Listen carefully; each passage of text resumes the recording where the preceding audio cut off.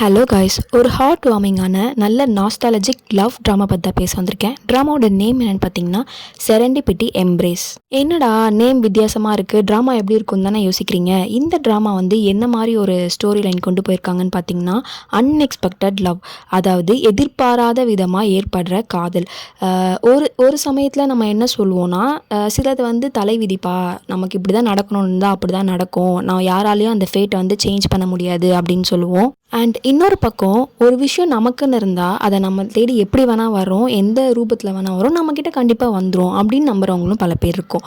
இது லவ்வில் எந்த விதத்தில் வந்து சாத்தியமாகும் அப்படின்றது எல்லாருக்கான ஒரு கொஷினாகவும் இருக்கும். எனக்கும் அந்த கொஷின் தான். அதுவும் இந்த காலத்தில் ஒரு லவ்க்காக பல வருஷம் நீங்கள் வந்து வெயிட் பண்ணுங்கள் அப்படின்னு வந்து யாராச்சும் சொன்னோம்னா, லைக் வெயிட் பண்ணுறவங்களும் இருக்காங்க, இல்லைன்னு சொல்லலை. ஆனால் இந்த ஒரு ஃபாஸ்ட் மூவிங் ஜென்ரேஷனில் வந்து இவ்வளோ வருஷம் வெயிட் பண்ணுமா, ஒரு லவ்க்காக இவ்வளோ வருஷம் வெயிட் பண்ணுமா அப்படின்னு தான் எல்லாரோட கொஷினாக இருக்கும். கரெக்டான.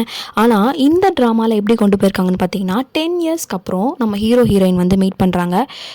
ஹீரோக்கு ஹீரோயின் மேலே என்னதான் லவ் இருந்தாலுமே லைக் அவங்களுக்குள்ளே நடக்கிற விஷயங்கள் எப்படி அவங்களுக்குள்ளே வந்து அந்த ரொமான்ஸை வந்து அவங்க டெவலப் பண்ணுறாங்க. லவ் ஃபேட் வந்து இந்த அளவுக்குலாம் இருக்குமா அப்படின்றது வந்து நமக்கு ஒரு அழகான ஒரு விஷுவல் ட்ரீட்டாக வந்து இவங்க வந்து காமிச்சிருப்பாங்க.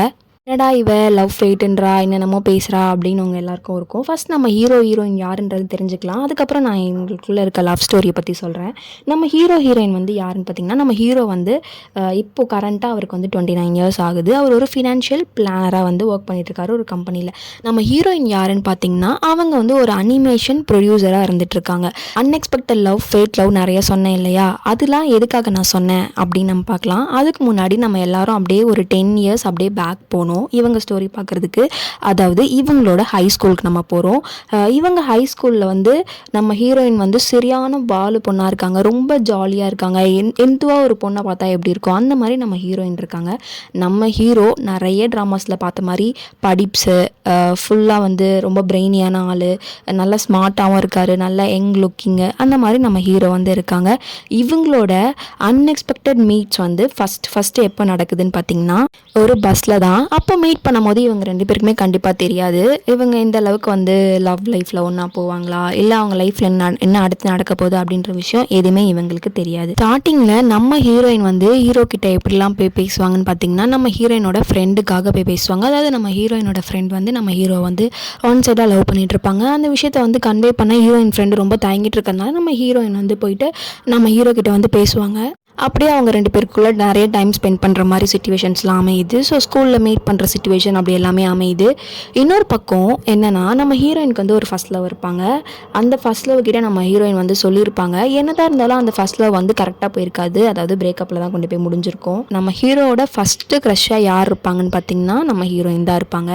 அவர் வந்து ரொம்ப வருடங்களாக வெளியே சொல்லாமலே இருந்திருப்பார், யார்கிட்டயும் சொல்லியிருக்க மாட்டார், எக்ஸ்ப்ரெஸ் பண்ணியிருக்க மாட்டார். ஆனால் அவர் வந்து எக்ஸ்ப்ரெசிவ் கேரக்டரும் கிடையாது. டக்குன்னு வெளியே அவர் என்ன உள்ள ஃபீல் பண்ணுறாரு அப்படின்றது வெளியே சொல்கிற கேரக்டரும் கிடையாது. அப்படியே நம்ம 10 இயர்ஸ் ஆஃப்டர் ட்ராவல் பண்ணி வந்தோம்னா நம்ம ஹீரோயின் வந்து அன்எக்ஸ்பெக்டடாக மீட் பண்ணிக்கிறாங்க. நிறைய இன்சிடென்ட்ஸ்லாம் அவங்க வந்து அப்பப்போ மீட் பண்ணுற சிச்சுவேஷன்ஸ் வந்து அமையுது.